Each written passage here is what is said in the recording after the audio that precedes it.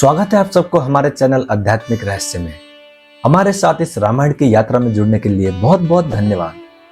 अगर आप पहली बार हमारे चैनल पे आए हो तो प्लीज चैनल को सब्सक्राइब जरूर करें। तो चलिए शुरू करते हैं।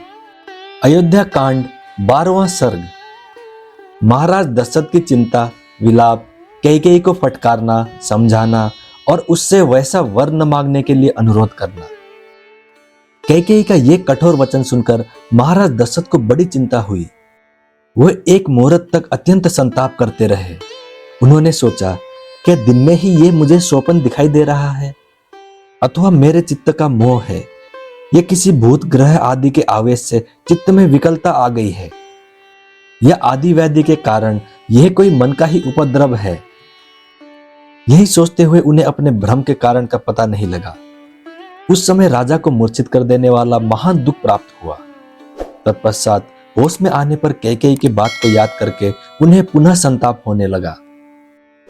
जैसे किसी बाघिनी को देखकर मृग व्यथित हो जाता है, उसी प्रकार वे नरेश कैकेयी को देखकर पीड़ित एवं व्याकुल हो उठे। बिस्तर रहित खाली भूमि पर बैठे हुए राजा लंबी सांस खींचने लगे, मानो कोई महाविषैला सर्प किसी मंडल में मंत्रों द्वारा अवरुद्ध हो गया हो। राजा दशरथ रोष में भरकर अहो धिक्कार है यह कहकर पुनः मूर्छित हो गए। शोक के कारण उनकी चेतना लुप्त सी हो गई। बहुत देर के बाद जब उन्हें फिर चेत हुआ, तब वे नरेश अत्यंत दुखी होकर कैकेयी को अपने तेज से दग्ध सी करते हुए क्रोधपूर्वक उससे बोले, दयाहीन दुराचारणी कैकेयी, तू इस कुल का विनाश करने वाली डायन है। पापिनी, बता, मैंने अथवा श्री राम ने तेरा क्या बिगाड़ा है? श्री रामचंद्र तो तेरे साथ सदा सगी माता का बर्ताव करते आए हैं, फिर तू किस लिए उनका इस तरह अनिष्ट करने पर उतारू हो गई है? मालूम होता है मैंने अपने विनाश के लिए ही तुझे अपने घर में लाकर रखा था। मैं नहीं जानता था कि तू राजकन्या के रूप में तीखे विष वाली नागिन है। जब सारा जीव जगत श्री राम के गुणों की प्रशंसा करता है, तब मैं किस अपराध के कारण अपने उस प्यारे पुत्र को त्याग दूं? मैं कौशल्या और सुमित्रा को भी छोड़ सकता हूं, राजलक्ष्मी का भी परित्याग कर सकता हूं, परंतु अपने प्राण स्वरूप प्रीति भक्त श्री राम को नहीं छोड़ सकता। अपने ज्येष्ठ पुत्र श्री राम को देखते ही मेरे हृदय में परम प्रेम उमड़ जाता है, परंतु जब मैं श्री राम को नहीं देखता हूं, तब मेरी चेतना नष्ट होने लगती है। संभव है सूर्य के बिना यह संसार टिक सके अथवा पानी के बिना खेती उपज सके, परंतु श्री राम के बिना मेरे शरीर में प्राण नहीं रह सकते। अतः ऐसा वर मांगने से कोई लाभ नहीं। पापपूर्ण निश्चय वाली कैकेयी, तू इस निश्चय अथवा दुराग्रह को त्याग दे।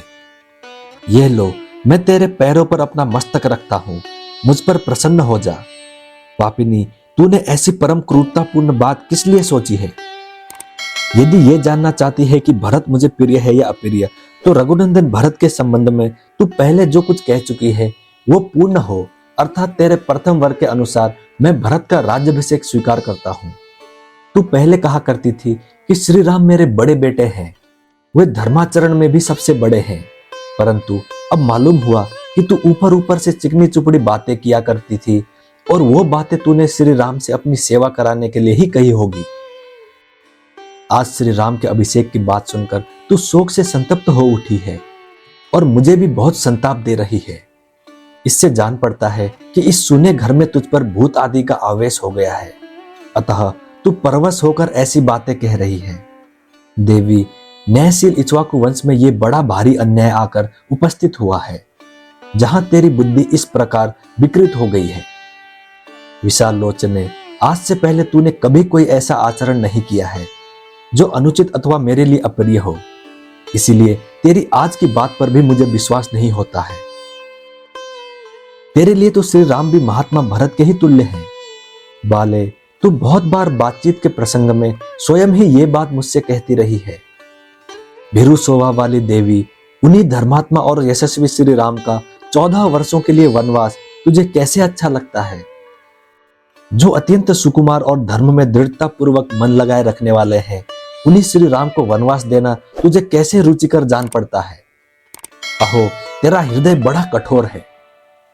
सुंदर नेत्रों वाली कैकेयी, जो सदा तेरी सेवा में लगे रहते हैं, उन नयनाभिराम श्री राम को देश निकाला दे देने की इच्छा तुझे किस लिए हो रही है? मैं देखता हूं भरत से अधिक श्री राम ही सदा तेरी सेवा करते हैं।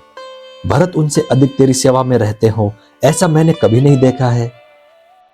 नरश्रेष्ठ श्री राम से बढ़कर दूसरा कौन है जो गुरुजनों की सेवा करने, उन्हें गौरव देने, उनकी बातों को मान्यता देने और उनकी आज्ञा का तुरंत पालन करने में अधिक तत्परता दिखाता हो। मेरे यहाँ कई सहस्त्र स्त्रियां हैं और बहुत से उपजीवी भृत्युजन हैं, परंतु किसी के मुंह से श्री राम के संबंध में सच्ची या झूठी किसी प्रकार की शिकायत नहीं सुनी जाती। पुरुष यह श्री राम समस्त प्राणियों को शुद्ध हृदय से सांत्वना देते हुए प्रिय आचरणों द्वारा राज्य की समस्त प्रजाओं को अपने वश में किए रखते हैं। वीर श्री रामचंद्र अपने सात्विक भाव से समस्त लोगों को, दान के द्वारा द्विजों को, सेवा से गुरुजनों को और धनुष बाण द्वारा युद्ध स्थल में शत्रु सैनिकों को जीतकर अपने अधीन कर लेते हैं। सत्य, दान, तप, त्याग, मित्रता, पवित्रता, सरलता, विद्या और गुरु शुश्रूषा, ये सभी सद्गुण श्री राम में स्थित रूप से रहते हैं। देवी, महर्षियों के समान तेजस्वी उन सीधे साधे देवतुल्य श्री राम का तू क्यों अनिष्ट करना चाहती है? श्री राम सब लोगों से प्रिय बोलते हैं। उन्होंने कभी किसी को अप्रिय वचन कहा हो, ऐसा मुझे याद नहीं पड़ता। ऐसे सर्वप्रिय राम से मैं तेरे लिए अप्रिय बात कैसे कहूंगा, जिनमें क्षमा, तप, त्याग, सत्य, धर्म, कृतज्ञता और समस्त जीवों के प्रति दया भरी हुई है। उन श्री राम के बिना मेरी क्या गति होगी? कैकेयी, मैं बूढ़ा हूं, मौत के किनारे बैठा हूं। मेरी अवस्था शोचनीय हो रही है और मैं दीन भाव से तेरे सामने गिड़गिड़ा रहा हूं। तुझे मुझ पर दया करनी चाहिए। समुद्र प्रयत्न पृथ्वी पर जो कुछ मिल सकता है वो सब मैं तुझे दे दूंगा, परंतु तू ऐसे दुराग्रह में ना पड़ जो मुझे मौत के मुंह में ढकेलने वाला हो। कैकेयी नंदिनी, मैं हाथ जोड़ता हूं और तेरे पैरों पड़ता हूं। तू श्री राम को शरण दे, जिससे यहां मुझे पाप न लगे। महाराज दशरथ इस प्रकार दुख से संतप्त होकर विलाप कर रहे थे। उनकी चेतना बार बार लुप्त हो जाती थी। उनके मस्तिष्क में चक्कर आ रहा था और वे शोकमग्न हो उस शोक सागर से शीघ्र पार होने के लिए बारंबार अनुनय विनय कर रहे थे, तो भी कैकेयी का हृदय नहीं पिघला। वो और भी भीषण रूप धारण करके अत्यंत कठोर वाणी में उन्हें इस प्रकार उत्तर देने लगी। राजन, यदि 2 वरदान देकर आप फिर उनके लिए पश्चाताप करते हैं तो वीर नरेश्वर, इस भूमंडल में आप अपनी धार्मिकता का ढिंडोरा कैसे पीट सकेंगे? धर्म के ज्ञाता महाराज, जब बहुत से राजर्षि एकत्र होकर आपके साथ मुझे दिए हुए वरदान के विषय में बातचीत करेंगे, उस समय वहां आप उन्हें क्या उत्तर देंगे? यही कहेंगे ना कि जिसके प्रसाद से मैं जीवित हूं, जिसने बहुत से संकट से मेरी रक्षा की, उसी कैकेयी को वर देने के लिए की हुई प्रतिज्ञा मैंने झूठी कर दी। महाराज, आज ही वरदान देकर यदि आप फिर उससे विपरीत बात कहेंगे तो अपने कुल के राजाओं के माथे कलंक का टीका लगाएंगे। राजा सैब्य ने बाज और कबूतर के झगड़े में कबूतर के प्राण बचाने की प्रतिज्ञा को पूर्ण करने के लिए बाज नामक पक्षी को अपने शरीर का मांस काट कर दे दिया था। इसी तरह राजा अलर्क ने एक अंधे ब्राह्मण को अपने दोनों नेत्रों का दान करके परम उत्तम गति प्राप्त की थी। समुद्र ने देवताओं के समक्ष अपनी नियत सीमा को न लागने की प्रतिज्ञा की थी, सो अब तक वो उसका उल्लंघन नहीं करता है। आप भी पूर्ववर्ती महापुरुषों के वर्ताव को सदा ध्यान में रखकर अपनी प्रतिज्ञा झूठी ना करें। परंतु आप मेरी बात क्यों सुनेंगे? दुर्बुद्धि नरेश, आप तो धर्म को तिलांजलि देकर श्री राम को राज्य पर अभिषिक्त करके रानी कौशल्या के साथ सदा मौज उड़ाना चाहते हैं। अब धर्म हो या अधर्म, झूठ हो या सच, जिस बात के लिए आपने मुझसे प्रतिज्ञा कर ली है उसमें कोई परिवर्तन नहीं हो सकता। यदि श्री राम का राज्याभिषेक होगा तो मैं आपके सामने आपके देखते देखते आज ही बहुत सा विष पीकर मर जाऊंगी। यदि मैं एक दिन भी राम माता कौशल्या को राजमाता होने के नाते दूसरे लोगों से अपने को हाथ जोड़ती हुई देख लूंगी तो उस समय मैं अपने लिए मर जाना ही अच्छा समझूंगी। नरेश्वर, मैं आपके सामने अपनी और भरत की शपथ खाकर कहती हूँ कि श्री राम को इस देश से निकाल देने के सिवा दूसरे किसी वर से मुझे संतोष नहीं होगा। इतना कहकर कैकेयी चुप हो गई। राजा बहुत रोए गिड़गिड़ाए, किंतु उसने उनकी किसी बात का जवाब नहीं दिया। श्री राम का वनवास हो और भरत का राज्याभिषेक, कैकेयी के मुख से ये परम अमंगलकारी वचन सुनकर राजा की सारी इंद्रियां व्याकुल हो उठी। वे एक मुहूर्त तक कैकेयी से कुछ न बोले। उस अप्रिय वचन बोलने वाली प्यारी रानी की ओर केवल एकटक दृष्टि से देखते रहे। मन को अप्रिय लगने वाली केकई की वो ब्रज के समान कठोर तथा दुख शोकमयी वाणी सुनकर राजा को बड़ा दुख हुआ। उनकी सुख शांति छिन गई। देवी केकई का उस घोर निश्चय और किए हुए शपथ की ओर ध्यान जाते ही वे हा राम कहकर लंबी सांस खींचते हुए कटे वृक्ष की भांति गिर पड़े। उनकी चेतना लुप्त सी हो गई। वे उन्मादग्रस्त से प्रतीत होने लगे। उनकी प्रकृति विपरीत सी हो गई। वे रोगी से जान पड़ते थे। इस प्रकार भोपाल दर्शत मंत्र से जिसका तेज हर लिया गया हो, उस सर्प के समान निश्चेष्ट हो गए। तदंतर उन्होंने दीन और आतुर वाणी में केकई से इस प्रकार कहा, अरे तुझे अनर्थ ही अर्थ सा प्रतीत हो रहा है। किसने तुझे इसका उपदेश दिया है? जान पड़ता है तेरा चित्त किसी भूत के आवेश से दूषित हो गया है। विषादग्रस्त नारी की भांति मेरे सामने ऐसी बातें कहती हुई तू लज्जित क्यों नहीं होती? मुझे पहले इस बात का पता नहीं था कि तेरा ये कुलांगनोचित शील इस तरह नष्ट हो गया है। बाल अवस्था में जो तेरा शील था, उसे इस समय मैं विपरीत सा देख रहा हूं। तुझे किस बात का भय हो गया है जो इस तरह का वर मांगती है? भरत राज्य सिंहासन पर बैठे और श्री राम वन में रहें, यही तू मांग रही है। यह बड़ा असत्य तथा ओछा विचार है। तू अब भी इससे विरत हो जा। क्रूर स्वभाव और पापपूर्ण विचार वाली नीच दुराचरणी यदि अपने पति का, सारे जगत का और भरत का भी प्रिय करना चाहती है तो इस दूषित संकल्प को त्याग दे। तू मुझ में या श्री राम में कौन सा दुखदायक या अप्रिय बर्ताव देख रही है कि ऐसा नीच कर्म करने पर उतारू हो गई है?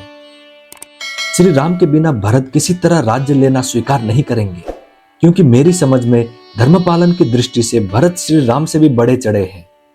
श्री राम से यह कह देने पर कि तुम वन को जाओ, जब उनके मुख की कांति राहुग्रस्त चंद्रमा की भांति फीकी पड़ जाएगी, उस समय मैं कैसे उनके उदास मुख की ओर देख सकूंगा?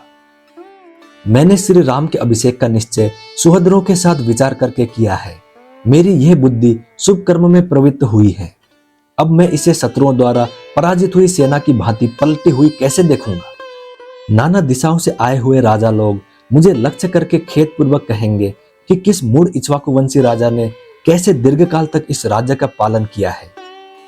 जब बहुत से बहुश्रुत गुणवान एवं वृद्ध पुरुष आकर मुझसे पूछेंगे कि श्री राम कहाँ हैं, तब मैं उनसे कैसे ये कहूंगा कि कैकेयी के दबाव देने पर मैंने अपने बेटे को घर से निकाल दिया।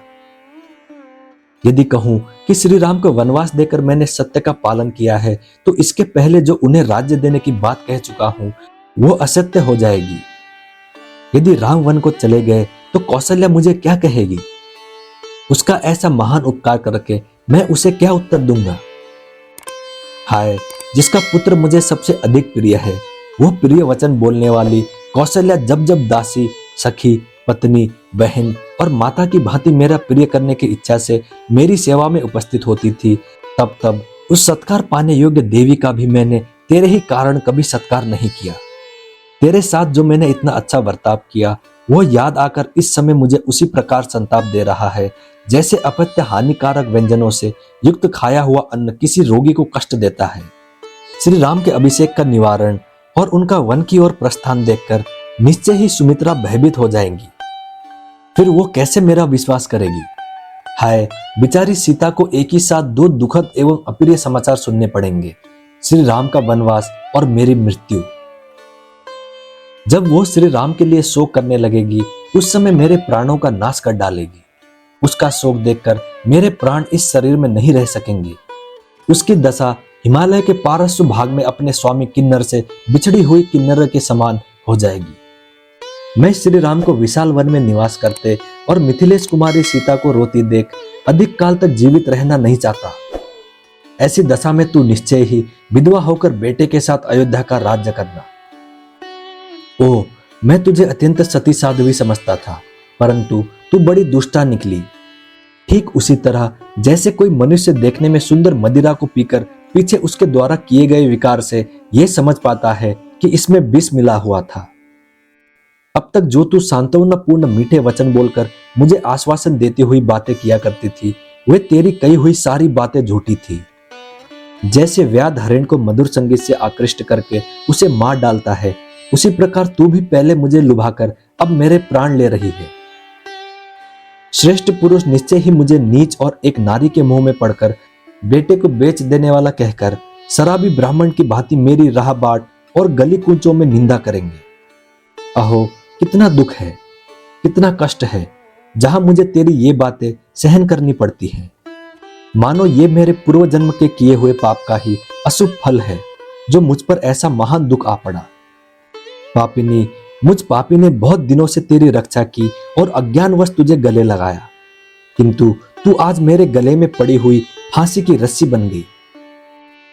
जैसे बालक एकांत में खेलता खेलता काले नाग को हाथ में पकड़ ले, उसी प्रकार मैंने एकांत में तेरे साथ क्रीड़ा करते हुए तेरा आलिंगन किया है। परंतु उस समय मुझे यह न सूझा कि तू ही एक दिन मेरी मृत्यु का कारण बनेगी। मुझ दुरात्मा ने जीते जी ही अपने महात्मा पुत्र को पितृहीन बना दिया। मुझे यह संसार निश्चय ही धिक्कारेगा, गालियां देगा, जो उचित ही होगा। लोग मेरी निंदा करते हुए कहेंगे कि राजा दशरथ बड़ा ही मूर्ख और कामी है, जो एक स्त्री को संतुष्ट करने के लिए अपने प्यारे पुत्र को वन में भेज रहा है। हाय, अब तक तो श्री राम वेदों का अध्ययन करने, ब्रह्मचर्य व्रत का पालन करने तथा अनेकानेक गुरुजनों की सेवा में संलग्न रहने के कारण दुबले होते चले आए हैं। अब जब इनके लिए सुख भोग का समय आया है, तब ये वन में जाकर महान कष्ट में पड़ेंगे। अपने पुत्र श्री राम से यदि मैं कह दूं कि तुम वन को चले जाओ, तो वो तुरंत बहुत अच्छा कहकर मेरी आज्ञा को स्वीकार कर लेंगे। मेरे पुत्र राम दूसरी कोई बात कहकर मुझे प्रतिकूल उत्तर नहीं दे सकते। यदि मेरे वन जाने की आज्ञा दे देने पर भी श्री रामचंद्र उसके विपरीत करते, वन में नहीं जाते, तो वही मेरे लिए प्रिय कार्य होगा, किंतु मेरा बेटा ऐसा नहीं कर सकता।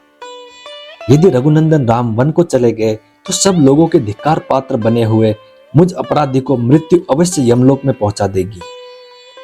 यदि नरश्रेष्ठ श्री राम के वन में चले जाने पर मेरी मृत्यु हो गई, तो शेष जो मेरा प्रियजन कौशल्य आदि यहाँ रहेंगे, उन पर तू कौन सा अत्याचार करेगी। देवी कौशल्या को यदि मुझसे, श्री राम से तथा शेष दोनों पुत्र लक्ष्मण और शत्रुघ्न से बिछोह हो जाएगा, तो वो इतने बड़े दुख को सहन नहीं कर सकेगी। अतः मेरे ही पीछे वो भी परलोक सिधर जाएगी। सुमित्रा का भी यही हाल होगा। कैकेयी, इस प्रकार कौशल्या को, सुमित्रा को और तीनों पुत्रों के साथ मुझे भी नरक तुल्य महान शोक में डालकर तू स्वयं सुखी होना। अनेकानेक गुणों से सत्कृत शाश्वत इक्ष्वाकु कुल जब मुझसे और श्री राम से प्रयुक्त होकर शोक से व्याकुल हो जाएगा, तब उस अवस्था में तू इसका पालन करेगी। यदि भरत को भी श्री राम का ये वन में भेजा जाना प्रिय लगता हो, तो मेरी मृत्यु के बाद वो मेरे शरीर का दाह संस्कार ना करे। पुरुष शिरोमणि, श्री राम के वन गमन के पश्चात मेरी मृत्यु हो जाने पर अब विधवा होकर तू बेटे के साथ अयोध्या का राज करेगी। राजकुमारी, तू मेरे दुर्भाग्य से मेरे घर में आकर बस गई। तेरे कारण संसार में पापाचारी की भांति मुझे निश्चय ही अनुपम अपयश, तिरस्कार और समस्त प्राणियों से अवहेलना प्राप्त होगी। मेरे पुत्र सामर्थ्यशाली राम बारंबार रथों, हाथियों और घोड़ों से यात्रा किया करते थे। वही अब उस विशाल वन में पैदल कैसे चलेंगे।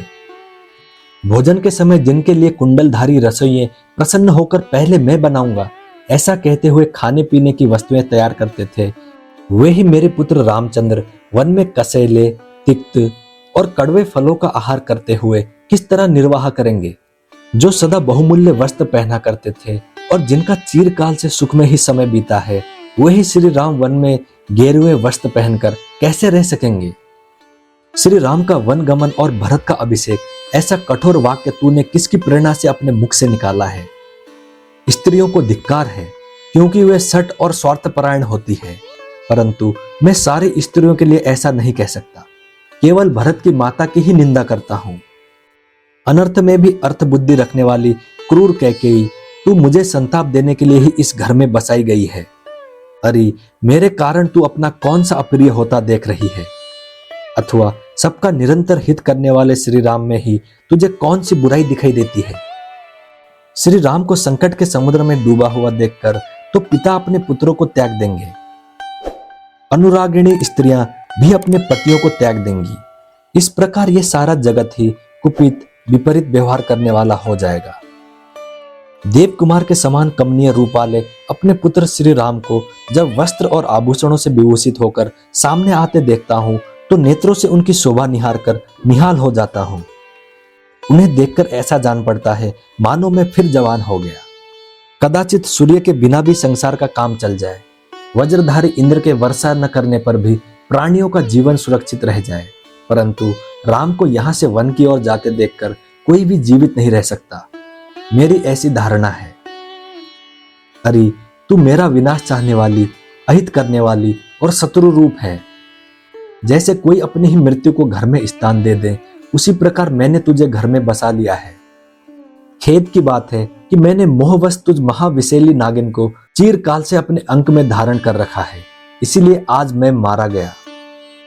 मुझसे श्री राम और लक्ष्मण से हीन होकर भरत समस्त बांधव का विनाश करके तेरे साथ इस नगर तथा राष्ट्र का शासन करे, तथा तू मेरे शत्रुओं का हर्ष बढ़ाने वाली हो। क्रूरतापूर्ण वर्ताव करने वाली कैकेयी, तू संकट में पड़े हुए पर प्रहार कर रही है। अरे जब तू दुराग्रह पूर्वक आज ऐसी कठोर बातें मुंह से निकालती है, उस समय तेरे दांतों के हजारों टुकड़े होकर मुंह से नीचे क्यों नहीं गिर जाते। श्री राम कभी किसी की कोई अहितकारक या अप्रिय वचन नहीं करते हैं। वे कटु वचन बोलना जानते ही नहीं हैं। उनका अपने गुणों के कारण सदा सर्वदा सम्मान होता है। उन्हीं मनोहर वचन बोलने वाले श्री राम में तू दोष कैसे बता रही है? क्योंकि वनवास उसी को दिया जाता है जिसके बहुत से दोष सिद्ध हो चुके हों।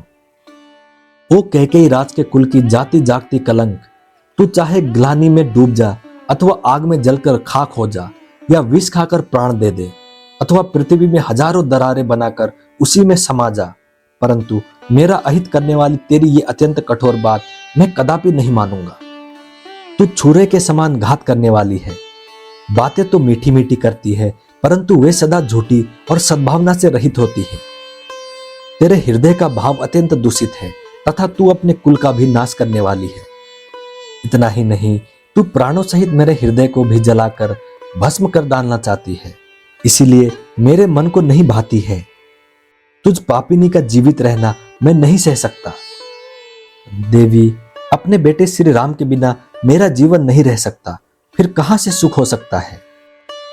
आत्मज्ञ पुरुषों को भी अपने पुत्र से बिछो हो जाने पर कैसे चैन मिल सकता है। अतः तू मेरा अहित न कर, मैं तेरे पैर छूता हूं, तू मुझ पर प्रसन्न हो जा।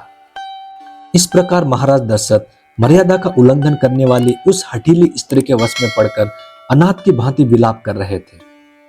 वे देवी कैकेयी के फैलाए हुए दोनों चरणों को छूना चाहते थे, परंतु उन्हें न पाकर बीच में ही मूर्छित होकर गिर पड़े। ठीक उसी तरह जैसे कोई रोगी किसी वस्तु को छूना चाहता है, किंतु दुर्बलता के कारण वहां तक न पहुंचकर बीच में ही अचित होकर गिर जाता है। इस प्रकार श्री वाल्मीकि निर्मित आर्ष रामायण आदि काव्य के अयोध्या कांड में 12वां सर्ग पूरा हुआ। मैं उम्मीद करता हूं श्री राम जी आपकी सारी मनोकामनाएं पूरी करें। जय श्री राम, जय हनुमान। अब मिलते हैं अगली वीडियो में।